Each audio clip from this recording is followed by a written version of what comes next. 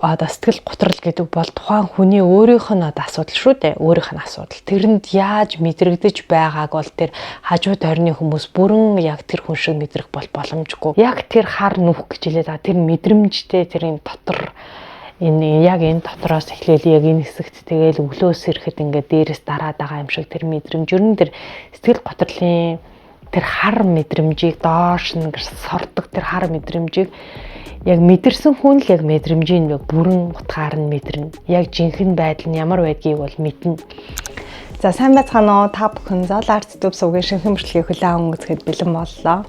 За тэгээд өнөөдрийнхөө дугаараар би өөрийнхөө сүүлийн 3 жилийн хугацаанд сэтгэл готрлыг хэрхэн даван туулсан тухайга ярих болно. За тэгээд 2026 он болж байгаа. Тэгэхээр миний хувьд 2023 он бол бас хамгийн сэтгэл готрлын бүр яг энэ доод зэгтээ хүрж исэн үе байсан. Тэгээд яг тэрнээс хойш 3 жилийн хугацаанд энэ хүү зүйлийг даван туулахын тулд өөртөө тусалсан бусад хүмүүс туслах ийм замналыг туулж ингэж ирсэн байх нэ. За 2023 онд би сэтгэл готрол маань бол бүр хамгийн хүнд хэсэгтээ яг тэр онд 23 онд очиж исэн байхгүй. Тэгээд тухайн үедээ сэтгэл зүйчтэй уулзаад тэгээд яг би өөрийгөө ер нь бол мэдчихэл байсан л да, надад бол угаасаа сэтгэл зүйн хувьд асуудал байгаа. Тэгээд энэ дээр ямар туслалцаа дэмжлэг авах хэрэгтэй бол гэж бодоод сэтгэл зүйчтэй уулзсан. Тэгээд эхлээд намайг бол 1-2 цаг магийн баха ийм бүтэн ингээд онцлогоо хийдэм билээ. Тэгээд онцлогоо хийнгүүтээ яг миний бодож ирсэн ардын сэтгэл готрлын бүр хархах сэтгэл готрол руу орсон байна. За тэгээд тэр үедээ сэтгэл готрлын 2 дугаар зэрэгжүүлэлтний тэм зэрэг хэлээд тэгээд өөрт чинь бол ингээд туслалцаа хэрэгтэй байна гэд тэгээд тэр үедээ сэтгэл зүйчтэйгээ нэг хэд удаа уулзаад ингээд сэтгэл заслан тэр авч ирсэн. За яг тэгээд тухайн үедээ би бол угаасаа өөрийгөө одоо ерөнхийдөө бол ингээд мэдрээл байсан яг ямар нэгэн асуудал бол надад байна гэдгийг мэдчихсэн. Тэгээ яг сэтгэл зүйч өөрөө ингээд онш тавингууд бол яг батлагдаад окей за яг тийм юм байна гэдгийг олж ингээд мэдээд за тэгээд яг хүмүүс сэтгэл готрол бол янз бүрийн шалтгаанаар илрэх боломжтой байдаг. За ер нь амьдралын одоо ингээд чухал юм талбарууд байдаг. За тэр талбаруудын аль нэгэн дээр юм уу эсвэл хэд хэдэн талбар дээр нь асуудал гарах үед хүн бол сэтгэл готрол руу орох боломжтой байгаа. Асуудал гараад удацсан тэрэндээ нэлээд ингээд богширцсан ингээд удаан хэдэн жилийн дээр явцсан байгаа нь явж байгаа сэтгэл готрлыг ингээд үүсгдэг байсан. За тэгээд миний хувьд болохоор яг бол цэвэр 100% бол ажлаас болсон сэтгэл готрол байсан. Ажил дотроо би тухайн үедээ бол Монголын нэг юм том компанид менежер хийдэг байсан. Тэгээд тэр компанида бол асар их хариуцлага хүлээж, маш өндөр ачаалттай ажилдаг. Дээрээс нь манай хүүхдүүд маш жоохон 3 хүүхэдтэй. Дээрээс нь өндөр хариуцлагатай ажил хийдэг. Тэгээд амралтгүй ингэж олон жил ингээд ажилдсан тий. Тэгээд ингээд явсан маань бол нөлөөсөн. Тэгээд нэмэх нь яг миний яг өөрийн суур ингээд сүнсний маань өгөгдөл дотор байдаг тэр 2 зүйл ерөөсөө тэр маань миний ажилдаа ерөөсөө таардаггүй байсан байлээ. Одоо бодоход тэгээд эхнийх нь болохоор яг би бол ингээд цаанаасаа юм эрх чөлөөтэй бүх зүйлс татагддаг. Эрх чөлөө бол миний яг амьдралын үнэт зүйл ингээ байдаг. Тэгэнгүүт би тийм корпорат ажил хийхлээр ямар ч эрх чөлөө гэдэг зүйл байхгүй. Бүх зүйлийг одоо цаг нар те цаг одоо байршил тэгээ дээрээс маш олон шатны шатлсан юм удирдлагын доор ингэж ажилдаг.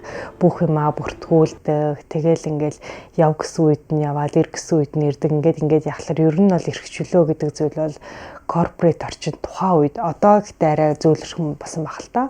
Тухайн үед одоо 3 жилийн өмнө бол ерөөсөй байхгүй ийм нөхцөл байдалд маш диктатурны нөхцөлд ингээ олон жил ажилласан байсан.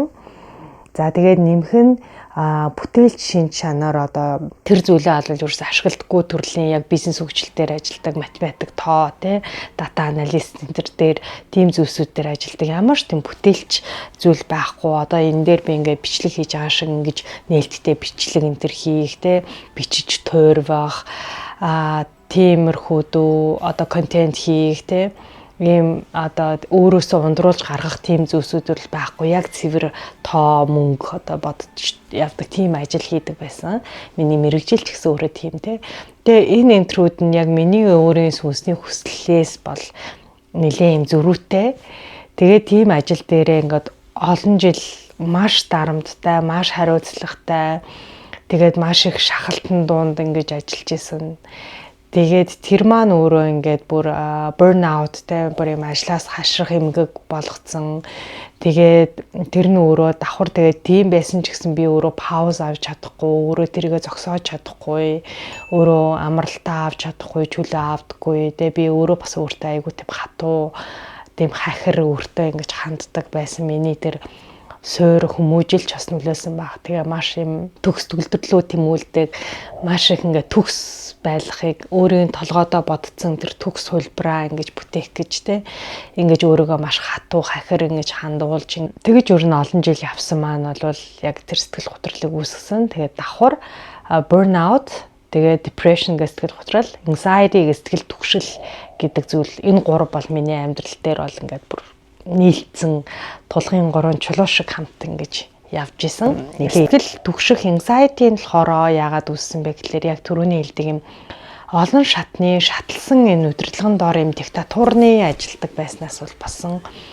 Одоо маш олон дарга захирлын удирдлагын доор ингэж ажилдаг. Тэгэл ингээл тэдрээс одоо ингээл шаардсан юм өгдөг. Тэгэл нэг дарга захирлан залгахад би ингээд түгшээд эхэлдэг. Тэгэл дараагийнхын хурлын материал юмнуудыг бэлтгэл дахиад түгшилдэг. Ер нь бол тэр түгших цикл маань хизээш дуусахгүй. Нэг юмны араас гарахад дараагийн түгших асуудал маань гараад ирдэг. Нэг тийм байнгын ингээд нэг тэр цикл дотроо иргэсэн яг тийм харахны амьдралаар амар олон жил ингээд явчихсан байсан. За тэгээд тэрийг ингээл явуулаад байвал яваал лахаар байсан. Гэхдээ яг тэр маань бүр ингээд хүндрээд бүр архаг төвшөндөө очиод ирэнгүүт зөвхөн сэтгэл санааны байдал гэхээс илүү бүр бие махбод руугаа ороод тэгээд нэг ханиад хүрхлээрээ тэр маань идэхгүй ингээд бүр 2 сар ханиалгаж тэр явдаг. Ерөөсө зогсохгүй ингэж ханиалгадаг тэгээд бүр маш их туурдаг, тэгээд маш их арьсны асуудалтай болдог гэдэг. Ерөнхийдөө эрүүл мэнд дээр сүүл рүүгээ ингээд нөгөө сэтгэл санааны байдал маань буцаагаад яг эрүүл мэнд рүүгээ ингээд шилжиж эхэлдэг. Яагтвэл бид нар тэрийг анзаарахгүй үл тоогоод анзаархаас гадна ер нь анзаарсан ч гэсэн үл тоогоод ингээд яваал юу ч өөрчлөгдөхгүй ингээд ахлаар сүүл рүүгээ бие махбод чинь өөрөө хилж эхэлнэ. Тэгээ бие махбод руугаа орж эхэлсэн байт юм аа. Тэгээ тэр үеэс бол яг өөртөө надад бол одоо мөнгө төгрөг цалин гэхээс илүүтэй ажил карьер тэр менежер болох тэр албаны менежер болох энэ тэр гэхээс илүү надад эрүүл мэнд маань сэтгэл санааны амар тайван байдал маань давхар миний гэр бүл надад маш их хэрэгтэй байсан учраас би тухайн үед бол ерөнхийдөө бүх зүйлийнхаа нэг карданыг ингээд татаад кардануудын татна гэдэг чинь бүгдийг нь пауз аваад зогсоод тэгээд өөрийгөө харж ихэлсэн өөрлөгөө татгшогоо ороод за тэгээ өөртөө яаж туслах вэ гэж бодож бол миний замнал 2023 оноос эхэлсэн байд юм. За тэгээд дөрөвний эснэр сэтгэл зүйчийн хувьд бол ерөнхийдөө зүгээр онцлогоо л хийж өгсөн гэж хэлж болно. Тэгээд хамт ингээд ярилцаад сэтгэл засал маань явж явах үед миний ойлгосноор бол яг тэр ингээд сэтгэл заслаа яваад тэгэнгүүт би ингээд гинт ингээд идэгрээд ингээд happy болоод буцаад зүгээр болсон бол биш. Зүгээр тэндээс би ойлгож авсан зүйл нь энэ асуудлаас одоо энэ асуудал шийдэл олох ёстой гэдгээл ойлгож авсан тэр сэтгэл зүйчтэй харьцаж явах үедээ одоо ингээд цааш нь үргэлжлүүлээд явах бол боломжгүй байна. Одоо энэ дээр би өөртөө зориулаад шийдэл гаргах хэрэгтэй, шийдвэр гаргах хэрэгтэй юм байна гэдэг зүйлээл би тэр сэтгэл зүйчтэй явсан тэр хэдэн удаагийн уулзалтын үеэр олж авсан байхгүй. Тэгэхээр тэр сэтгэл зүйч бол одоо чи тийг одоо ингүүл чи happy болно. Одоо ингэхэн бас сэтгэл готрлаасаа гарна марна энэ төр гэж бол ерөөсөө хэлээгүй. Илүү өөрөөр нь шийдэл гаргах дээр л бол ажилласан гэж ойлгосон. Тэгж мэдэрчээсэн тэр үедээ. За тэгээд ер нь 23 онд за окей ажлаасаа ер нь бол гарыг гэдэг шийдвэрээ тухайн үед тэгэж гаргасан. Би одоо ингээд яваал яваалах юм байна. Тэгээд яг хуу цалин энтер гэл аваал яваал л та. Тэгээл альбан тушаал яг хуу хэдэн жил болоод нэг ахидаг ч юм уу те. Тэгсэн хэрнээ би бол хизээч ингэж буцаад нэг тийм амар тайван байдал гэдэг зүйлийг бол мэдрэхгүй юм байна. Яг энэ корпорэт орчинд ингэж одоо харахны уралдаан шиг ингэж гүгээд явхлаар ерөөсөө нэг тийм тайван амар амгалан аз жаргалтай байдал төлөврүүгээ би өөрөөсөө очихгүйсэн. Нэмэх нь өөрийнхөө туртай биш зүйлсүүдийг би хийгээд байгаа болохоор тэгээд тэрнээс авж байгаа цалин маань өөрөө яг надад жинхэнэ аз жаргал өгөхгүй яг уу цалин авж байгаа ч гэсэн тэгээд ирсэн учраас ер нь бол тэгээд дээрэс нь эрүүл мэндийн хувьд бол ингээд дандаа л илүү л дордож явах юм байна гэдгээ ер нь хараад тэгээд ажлаасаа бол гарах шийдвэрээ гаргаж ирсэн. Тэр шийдвэр бол маш хүнд шийдвэрээс яагаад тэгэхээр олон жил ажилласан ажил дээрээс нь миний олон жил босгоцсон байсан карьер те одоогийн яг энэ бодит 3D амьдрал дээр бидний харж үзэж мэддгээр бол хамгийн л гоё карьерийг босгоцсон явж исэн хамгийн амжилттай ингэж явж байгаа дүр төрх тэр үед уг нь бол байсан байхгүй юу. Тэгтээ дотроо би өөрөө бүр ингээд хизээч аз жаргалгүй асар их готролтой ингээд байгаа. Тэр бол гаднаасаа хүн хараад бол харагдахгүй. Гаднаасаа харахад бол маш их амжилттай л явж байгаа юм шиг харагдаж байгаа. Гэтэ дотроо бол тийм биш байгааг тэр хүн өөрөө л одоо яг үннээрээ тэр хүн ганцаараа өөрөө л мэдж байгаа гэсэн үг. Тэгээд ер нь бол хэцүү ч гэсэн тэр шийдвэрийг гаргаад тухайн ажлаасаа 2023 оны 4 сард гарсан. Тэгээд 4 сард гарсан гэсэн үг тий. Тэгээ гараад ажлаасаа гарсан хүн чинь одоо яах вэ гэхлээр яг өөртөөгөө нүүдэлдэж ингэж эхэлж байгаа юм л да. Тэгээд тэр үеэсээ болвол бясалгал юм сүнслэг бясалгал хийдэг болж эхэлсэн. Яг тэр үедээ залгаад яг маш гоё юм манай одоо бясалгалын багш маань гарч ирээд тэгээд тэр багштайгаа бясалгадаг байсан. За тэгээд яг шууд ингээд багштайгаа бясалгангуудаа сэтгэл готрлаа болвол даван туулна гэдэг зүйл бол байхгүй. Тэр багш маань ч гэсэн ер нь л хүнийг өөрөө өөрлөө наваачдаг тий. Чамайг сүнс рүү чинь төхөөлнө, сүнстэй чинь уулзуулна, төрмөл зүйл чинь юу юм, сүнсний чинь зорилго юу юм, одоо сүнсний чинь өв авиас чинь юу юм, тэрэн дээр чинь л тэр багш аваачиж өөрийг чинь өөртөө чинь уулзуулах юм хийж байгаа. Тэгэхээр бас л тэр багштай уулзаж бясалгалгангуудаа л ингээл аз жаргалын дээд болчихно гэсэн юм бол байхгүй. За дээрэс нь тэр сэтгэл готрол чинь өөрөө ингээд олон жилийн хугацаанд бий болж ингэж бугшиж явсаар байгаад бий болсон зүйл учраас тэр эдгэрэх хугацаанд ч гэсэн буцаад олон жилийн турш буюу надад бол яг нэг 23 оноос одоо 26 он гэх мэт яг 3 жил би бол тэрэн дээрээ зарцуулсан. Тэгэхээр хүмүүс ингээд гяс одоо сайхан болчих юмсан, гяс өөрийгөө эдгээч гэмсэн, гяс ингээд буцаал хэвэндээ орчих юмсан гэж боддог. Гэхдээ энэ дээр бол маш их хугацаа шаарддаг юм бэл. Яг надаа нэг юм яг ингээд нэг ийм юм шиг санагдсан. Яг ингээд овоо гайгүй болж яснаа буцаад доошоо ундаг. Дахиад гайгүй болж байгаад буцаад доошоо ундаг. Гэхдээ доошоо унаад ингээд явж байгаа ч гэсэн буцаад анх байсан шигээ тэр бүр ангал руугаа ол арайч очихгүйгээр гэхдээ ингээд сэтгэл санаа бол яг дээшээ доошоо гэдэг ингээд явдаг. Тэр бясалгалаа бол ингээд хийгээд ингээд явж байгаа. Тэгэх тусам хүн ингээд улам энэ одоо сүнслэг зүйлсүүд рүүгээ ингээд судалж сурж ингэж ихсэн. Тэгэхээс би бол яг 3 жилийн өмнө бол юу энэ сүнслэг юу ч мэддэггүй хүн байсан. Ерөөсөө юм болгоныг маш материаллык байдлаар хардаг, маш амбицлаг, маш эготой. За тэгээд тийм л хүн байсан байхгүй юу? Одоогийн шиг биш. Ерөөсөө бүх зүйлийг тэр арга талаас нь хардаг гэсэн үг. Химжигдэхүйц байдлаас нь ямар ашигтай хэдэн төгрөгийн цалин авах юм, одоо ямар бонус авах юм, ямар албан тушаалтаар очиж байгаа энэ төр гэдэг нь л надад айгүй сонирн болохоос биш. Ерөөсөө тийм сүнслэг энэ төр гэдэг юм бол би огт мэддэггүй байсан. Тэгээ сүүлийн 3 жил бол яг энэ өөрийгөө л ерөнхийдөө эдгээхийн тулд тэ өөрийгөө буцаад ингээд анх байсан шигэ 7 настай байсан шигэ тэр аз жаргалтай тэр охин руу буцааж ингэж аваажхын тулд янз бүрийн арга сүвгчилж судалж ухаж ингэж явсан гэсэн үг. Тэгэл тэр багш дээрээ бясалгалаа хийлээ. Нэмэх нь одоо YouTube руу ороод яг иймэрхүү зүйлсүүдийг ингээд судалж ихэссэн дандаа ийм судлаад ингээл янз бүрийн подкаст яриа энэ төр сонсоод эхэндээ бол дандаа сэтгэл зүйтэй холбоотой сэтгэл зүйн юмнуудыг судалдаг сонсдог байсан. Тэгээд сэтгэл зүйн явж байгаа л өөрөө энерги болоод энерги нь өөрөө ингэж угтаж явсаар байгаа л энэ яг энэ сүнслэг байдал руу аваачдаг тий. Тэгэл ингээл өөрөө л өөртөө судалж ингэж яваал байсан гэсэн үг. Тэгээд тэгэх хэрэндээ одоо ингээд ерөөхдөө бол эдгэрлээ ингээд багаар ингээд авдаг байсан гэсэн үг.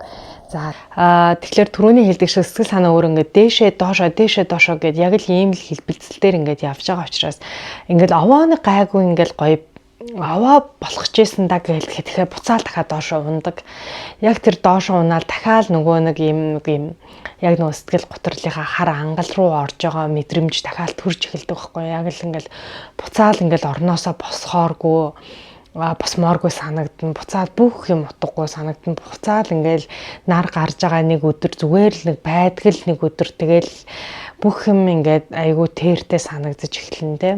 Яг тэр ингээд үедээ дахиад надад ингээд юм айдас төрж эхэлнэ. Би буцаад яг тэр 23 онд байсан шигээ тэр хөлбөр руугаа би буцаад очих гэж байгаа юм биш үү. Буцаад би нөгөө сэтгэл төвшил сэтгэл готрол руугаа очих гэдэг юм шиг санагдаад. Тэгээ тэр үедээ өөрийгөө яг ингээд анзаарахтай байгаа. За би миний сэтгэл санаа яг ингээд доош орж ирж инда гэдгийг яг анзаарч аваад буцаад дахиад өөртөө туслах зүйлсээ өргөжлүүлээд ингээд хийгээд явдаг байсан.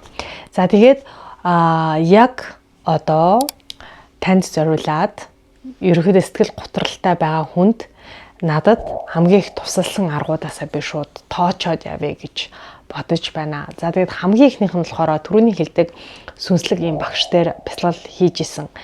Тэр үе байсан. За тэр бясалгал хийх үед бид нэр юмсыг айгуу тийм томоор олж харж эхэлдэг. Юмс бол маш том юм байна, хязгааргүй юм байна.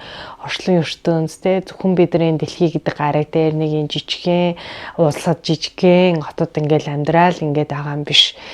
Өөрөө бид нар чинь маш хязгааргүй галактик дотор ингээд байгаа юм байна те. Тэгээ бидний өмнөх хэдэн үеийн одоо бидний өмнө байсан хэдэн үеийн сүнсний мэдээлэл бидний дотор байгаа юм байна.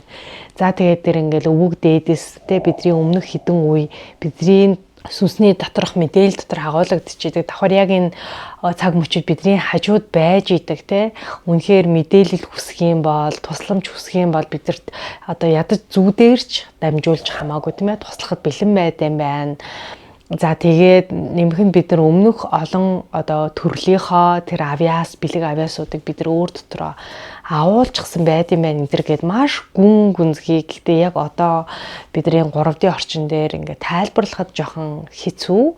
Нэг тийм үлгэрийн мэт одоо тэр аватарын кино мэт тийм зүйлсийг бид нар яг тэр бясалгалынхаа явцад олж ингээд сонсоод мэдээд ирэх тусам асуудлууд бол асар жижиг юм байна. Яг өнөөдөр болж байгаа асуудал маш жижиг зүйл юм байна.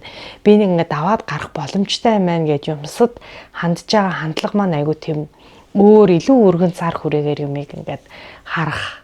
Тэр харах үнцгийг те харанхуй яг уртлаа хараад урталтаа ингээл гутраал нөгөө живэл унаад байсан тэр сэтгэл зүг маань маш гоё тэлж ингэж өгсөн. Чиний дотор асар их хүч бий те чи өөрийнхөө бодож байгаас илүү хүчтэй те тийм одоо мэдээллийг тэр чадварыг дотор агуулсан энэ төр гэдгийг ингээд олж харах боломжийг бол сүнслэг бясалгалын үед болол авч исэн. За тэгээд энэ маань бол илүү бэлэг талдаа бас явж байгаа те. Хоёрт нь бол яг ингээд дотгошооноо ороод өөртөөгөө одоо багштайгаа уулзахаас бусад үед чинь бид нар багштайгаа ингээд жилдээ 1 2 3 л уулзж байгаа. Яг багштайгаа уулзахаас бусад үед бол яг өдөр тутамдаа өөртөөгөө ингээд бясалгадаг байсан. За тэгээд бясалгалыг бол ингээд 2 янзаар хийж байгаа шүү дээ. Нэг нь бол яг юм гайдед байдлаар яг ингээд хөтөчтэй бясалгалуудыг хийж болж байгаа. Нөгөөх нь болохоор би илүү зүгээр л ингээд зөөлхөн юм хөгжим тавиад тэр киноны хөгжим ч юм уу зүгээр юм сонгодог ай ч юм уу тавиад тэгээд яг өөртөөгөө суугаад ингээд бясалгадаг байсан. Тэгээд тэрэндээ ямар нэгэн тийм хүлээлт ингэж тавиал ичид болох юм шиг тийм юм бол ерөөсөө байхгүй. Зүгээр л өөрийнхөө дотор ороод дотор нь улам дотор нь дотгошоо. Тэгтээ бүр дотгошоо гэх байдлаар ингээл өдөр болго ингээд дотгошоо ороод яваад ангууд яг нөгөө идэгэрлээ өөрийнхөө дотроосоо хийж эхэлдэг. Яг өөрийгөө дотроосоо идгээдэг, өөрийнхөө сүудрийн гэж хэлээд байгаа бүхэл тэр муу талуудтайгаа нүүр тулж байгаа, өөрийнхөө бүхэл айцуудтай нүүр тулж байгаа. Тэгэл өнгөрсөн босон зүйлсүүдээ бүгдийн нэг нэгээр нь ингээл олж мэдээл, олж хараад за тийм байсан юм байна, ийм юм байна. Тэр хүн чинь надад тийм зүйлийг ухааруулах гэж ирсэн хүн байсан юм байна. Тэр одоо муухай үйл явдал чинь намайг ийм болгох гэж байсан юм байна гэдгийг нь олж хараад, ухаарал ингээл яваал гэсэн гэсэн үг. Тэгэх тусамдаа бид нар ингээд өөртөө би бол өөртөө ингээд эдгэрлийг ингээд авчраал гэсэн. Энэ бол хоёрт гаргана.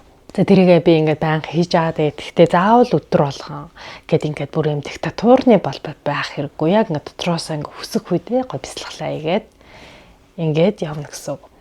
За тэгээд гуравт нь болохоор миний хувьд лав хамгийн үр дүнтэй байсан арга болвол одоо түрүүний бяцлагалтай холбоотой зүйлс маань илүү тэр бэлэг талын зүйлсийг хэлээд байгаа те. Гэхдээ арга талын зүйлс бол буюу бидний бодит бие махбод дээр заавал бид нэр эдгэрлийг бас давхар хийдэг.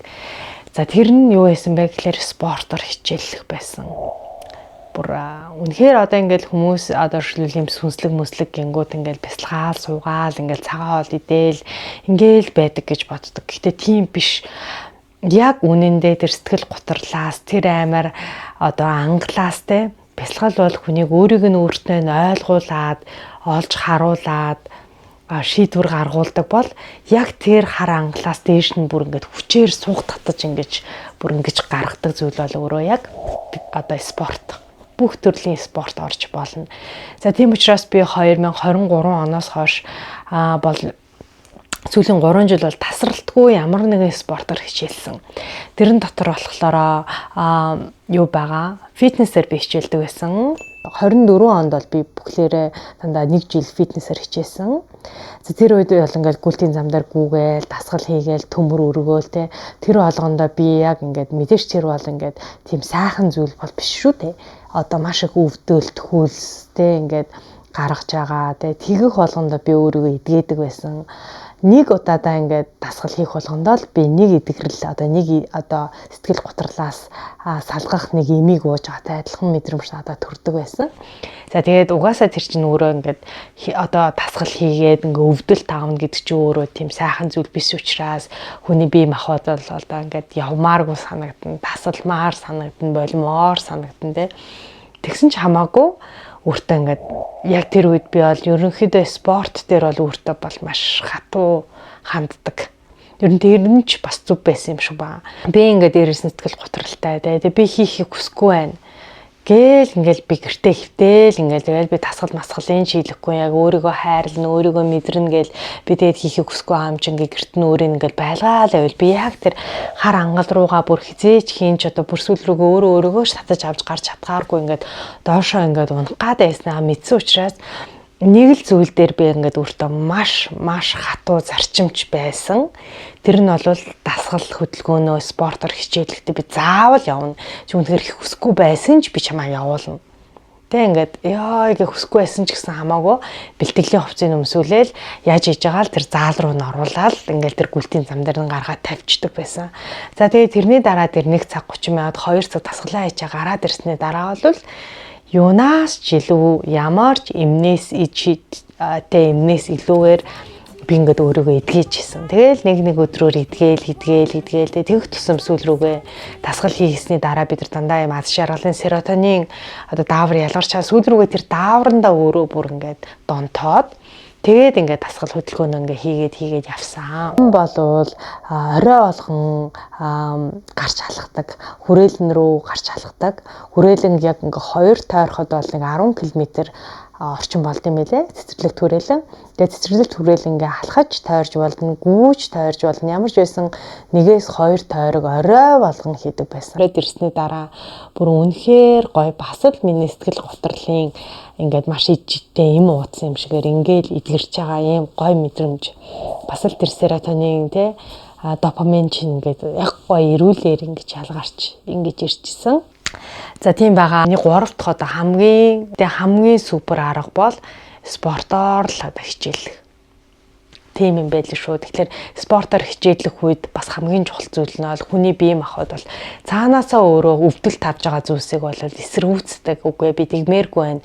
Би ямааргүй байна. Би өнөөдөр тасалмаар байна. Ер нь энийг дахиад цаартаа сунгахгүй болио гэж 1 сар яваад болчдөг. Тэ 2 явж ирснээр тасалчдаг. Тэ яг энэ үед нь буцаад өөрөө тэр хар ангал руугаа унахгүй тулд яг тэр үед өөрийгөө хайрал токсик биш бай энэ тэр гэдэг зүйл бол яг энэ үед бол мартах хэрэгтэй. Яг энэ үедээр маш хатуу байх хэрэгтэй өөртөө, маш токсик байх хэрэгтэй. Зүгээр тэр спорт руу яг тэр одоо бүгэлж авсан тэр заал руу тэр йог руу тэр фитнес руу заавал өөрийгөө аваачих хэрэгтэй. Тэгж байгаа нь өөрөө чи өөрийгөө хайрлж байна, өөрийгөө өөртөө тусалж байна гэсэн хэлбэр юм байл шүү. Хэлье. За тэгээд 4 дахь буюу хамгийн сүүлийн арга маань сэтгэл готрлоос гарсан арга маань бол яг өөрийнхөө бага наснаасаа өөрийнхөө хүссэн мөрөөдсөн бага наснаасаа өөрөө маш дуртай байсан тэр хоббигоо хийгээрэй. Заавал хийгээрэй гэдгийг хэлье. Тэр бол үнэхээр гайхамшигтай, үнэхээр эд шидийн зүйл бид нар хүсэж байгаа юм бол тэр эд шидийн зүйл чинь тэр таны бага насандаа хийхийг хүсэж байсан тэр мөрөөдлөө, тэр хоббигоо хийх үед тэр эд шидийн сэтгэл готрлоос гаргах юм бол тэр байд юм байлээ. За тэгээд тэр нь бол миний хувьд бол яг энэ сүүлийн 1 жил хийсэн энэ YouTube сувг маань байсан. Тэгээд яг энэ YouTube сувгаа бол би хин нэгэн хүмүүст зориулаагүй яг өөрийнхөө хүүхэд настанд байсан тэр жоохон охинд тэр 7 настай охинд зориулж би YouTube сувгаа нээсэн. Тэгээд хин нэгэн хүн үзэх нь нэг хамаатай биш те. Тэрийг би энэ YouTube суугаа би хинт ч одоо ингээ зориулаагүй. Манай гэр бүлийнхэн үзүүл яана, манай найзууд үзүүл яана. Энтэр гэсэн юм ерөөсө бодохгүйгээр зүгээр л тэр жоохон охины мөрөөдлийг биелүүлэхээр нээж эхлүүлсэн YouTube сууг маань эргээд буцаад надад маш гоё аз жаргалыг өгсөн, маш гоё эдгэрлийг надад ингэж авчирч өгсөн. Тэгээд ер нь сэтгэл готрлын маань баг хамгийн сүүлийн эмчилгээний маань 3 дахь жилийн хамгийн супер эмчилгээ болж бол миний YouTube сувг бол намайг баг ингээд бүрэн ингээд эдгээгээд тэгээд би энэ одоо 25 оны сүүлд одоо 12 сарын 29-30-ны өдөр энэхүү бичлэгийг бичээд би бол яг өөрийнхөө тэр амар цаг хугацаа тэр амар сэтгэл хөдлөл тэр харахаг сэтгэл готрлыг, сэтгэл түгшлийг бол даван гараад бүрэн эдгэрч чадсан гэдгээ би 3 жилийн дараа ам бардам хэлэх хэмжээний болж байна. Тэгэхээр 4 дахь арга нь бол та өөрийнхөө бага наснаасаа хүссэн зүйлээ заавал хийгээрэй. Ер нь юу хийхийг хүсдэг байсан тэр мөрөөдлөө заавал эхлүүл. Тэгээд тэр нь өөрөө таныг буцаагаад таны сүнсийг чинь бүр ингээд дэлгэрүүлээд бүр сүнсийг чинь ингээд дотроос таны мөрөөдөл таны одоо хобби чинь ингэж гялтгануулж өгдөг. Тэгээд тэр нь өөрөө таны махан биеийг чинь болон сэтгэл санааг чинь бол бүрэн дүүрэн эдгээж ингэж өгдөг зүйл гайхамшигтай зүйл байдаг юм байна гэдгийг би өөрөөрөө бас мэдэрч байна. За тэгээд энэ хөвчлэг маань ерөөхдөө ингээд өндөрлөж байх шиг байна. За тэгээд хамгийн сүүлд нь таадтай нэмээд хэлэхэд болохоор ерөнхийдөө юм хэцүү сэтгэл готрол гэдэг бол тухайн хүний өөрийнх нь асуудал шүү дээ. Өөрийнх нь асуудал. Тэрэнд яаж мэдрэгдэж байгааг бол тэр хажуу тойрны хүмүүс бүрэн яг тэр хүн шиг мэдрэх бол боломжгүй. Гэхдээ чамд бол сэтгэл зүйн асуудал байна гэдгийг бол хэлж магадгүй. Чамд сэтгэл зүйн асуудал байгааг чинь мэдэж магадгүй. Гэхдээ яг тэр хар нүх гэж хэлээд байгаа тэр мэдрэмжтэй тэр энэ дотор энэ дотроос эхлээл яг энэ хэсэгт тэгэл өглөөс ирэхэд ингээд дээрээс дараад байгаа юм шиг тэр мэдрэмж ер нь тэр сэтгэл готрлын тэр хар мэдрэмжийг доош нь сордог тэр хар мэдрэмжийг яг мэдэрсэн хүн л яг мэдрэмжийг бүрэн утгаар нь мэдэрнэ. Яг жинхэнэ байдал нь ямар байдгийг бол мэднэ. Тэгэхээр түүнээс нь гаргаж чадах хүн буюу тэр хар нөхрөө ингээд аажмаар өдрөөр доош унаж байгаа тэр хүнийг татаж гаргаж чадах хүн бол хин нэгэн биш. тэр сэтгэл зүйч, тэр сэтгэл засалч гэхээсээ илүү тэр гэр бүлийнхэн эсвэл хин нэгэн тэр ижидтэй хүн юм уу, эсвэл тэр нэг багш, нэг бяцлаглалын багш ч юм уу, ямар нэгэн хүнээс л бид нар ингээд тусламж ирэх гээд байдаг тийм. Ингээд тэр туслах юм болов, энэ туслах юм болов, найз нь туслах юм болов, нөхөр нь тэ туслах юм болов гэж боддог. Гэхдээ яг үндэ тэдгэр хүмүүс болвол магадгүй одоо би ч юм уу те ингээд танд яг тийм байдаг юм а гэдэг бид нар мэдээллийг өөрийнхөө туршлагыг хуваалцаж болно. Гэхдээ яг тэр хар нүхнээс татаж гаргаж чадах хүн бол ганцхан өөрөө таал байдаг. Яг л тэр өвдөлтийг, тэр мэдрэмжийг таал өөрөө мэдэрсэн учраас тэрнээс гаргаж чадах хүн бол таал байдаг те. Тэгэхээр яг энэ амар үед хин нэгнээс тусламж хүсхээсээ илүү та өөрөө өөртөө туслаж чадна гэдгээ бүр ингээд бүрэн ухамсарлаад ойлгочих хэрэгтэй.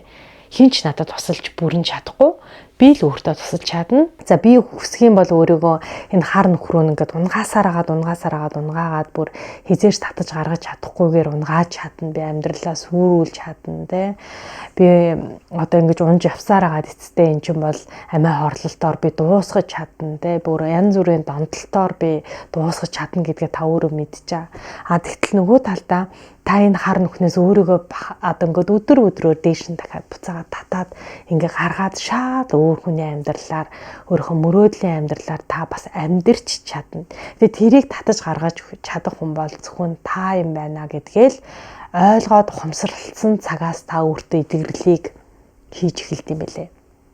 Тэгэд ойлгоод ухамсарлсан тэр үедээ хүн өөртөө бүр ингээ бац шийдвэр гаргаа би энийг эннээс би яг энэ хар ангалаас би өөрийгөө гаргаж чадна гэд итгэцэн те би одоо гаргана би эндээс нь би энэ амар одоо те байдал дахиж өөрийгөө байлгахгүй гэж шийдсэн тохиолдолд тэр үеэс эхлээд өөртөө хатуу ерөөхдөө хандж эхэлдэг. Хатуу гэдэг нь өөрийгөө одоо шийтгэн өөрийгөө бүр ингээ хохироо нэмтэр гэсэн үг биш.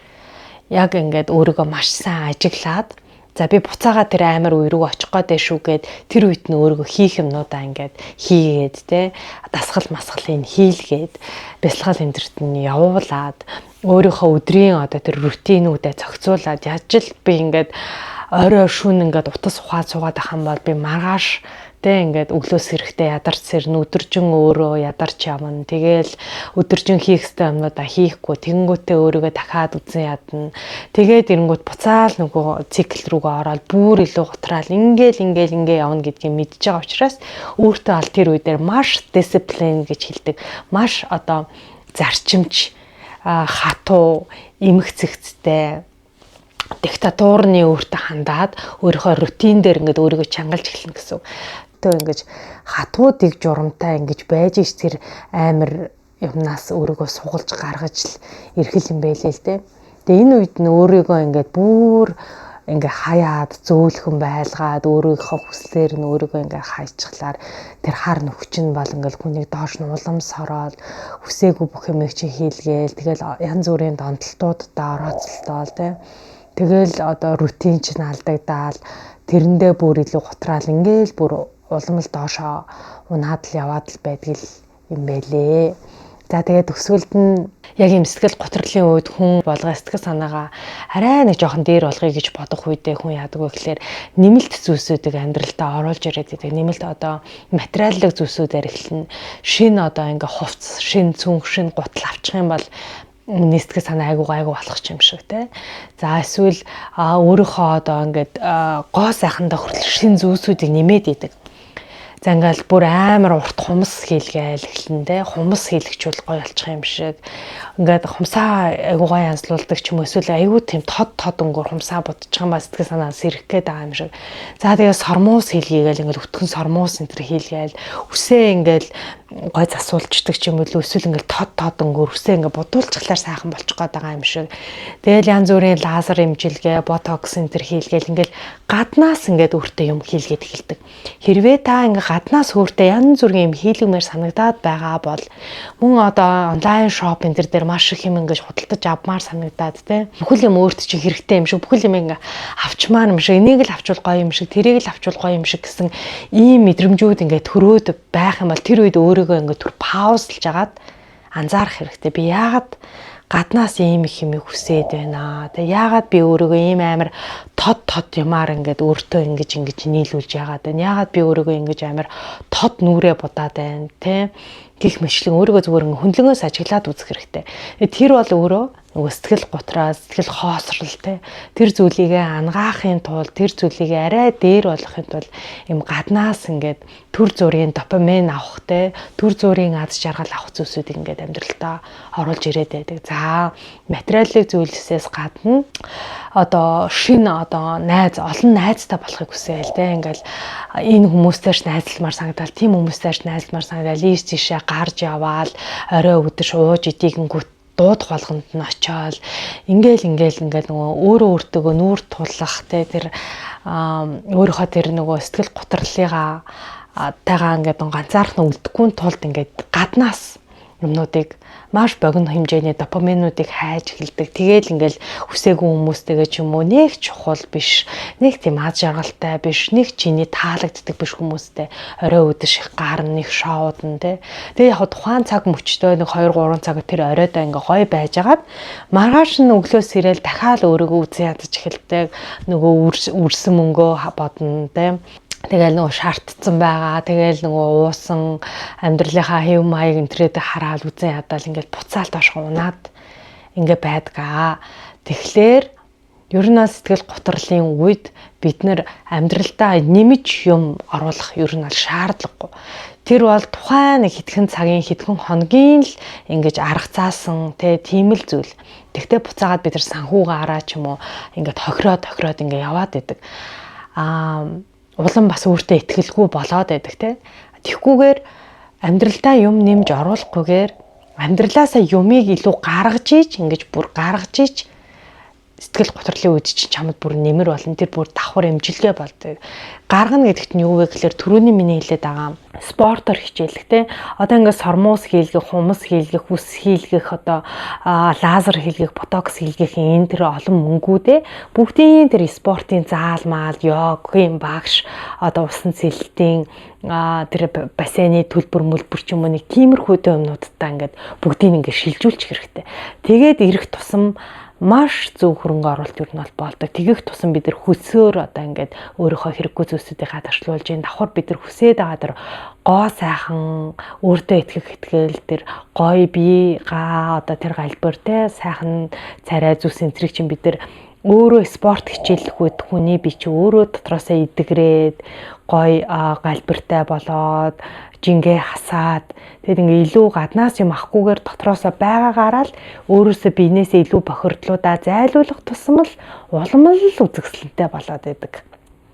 Тэгээд мөн амьдралтаа бид нар ингээд илүү дутуу таалагдахгүй олон найз нөхөд төр шоу зинген те хайрагтаарс тэр бүх зүйлсүүдийг амьдралаасаа зайлуулаад ингээд холдуулаад холбоогоо таслаад байхгүй болгоод байх тусам бидний амьдралд яг үнэхээр одоо те чамтай хамт байх ёстой тийм хитгэн найз чи үлддэг. Тэр бол хамгийн үн цэнтэй харилцаа чинь ингээ шигшгдээд үлддэг. Тэр хүмүүстэйгээ хамт цагаа өнгөрөх чинь тэр чинь чамд дахиад идгэрэл болдог. Тэгэхээр амьдралдаа юм нэмж оруулах биш, амьдралаас айл болох юмсыг гаргах, холдуулах, цэвэрлэх, зайлуулах тэ биенээсээ амьдралаасаа гэсэн үг. Цэвэрлэх тусам хамгийн гоё үн цэнтэй зүйлс чинь чамд үлддэг. Дотроосоо гэрэлтэж ингэж эдгэрч эхэлдгийм байлгүй шүү гэдгийг энэ хөвчлэгээрээ хэлээд өнөөдрийнхөө бичлэгээ өндөрлөж байна. За тэгээд 2026 онд бүгдээ дахиад зөндөө олон шинэ контентуудаар уулзах болно. За тэгээд дараа жил уулзъя. Баяр таа.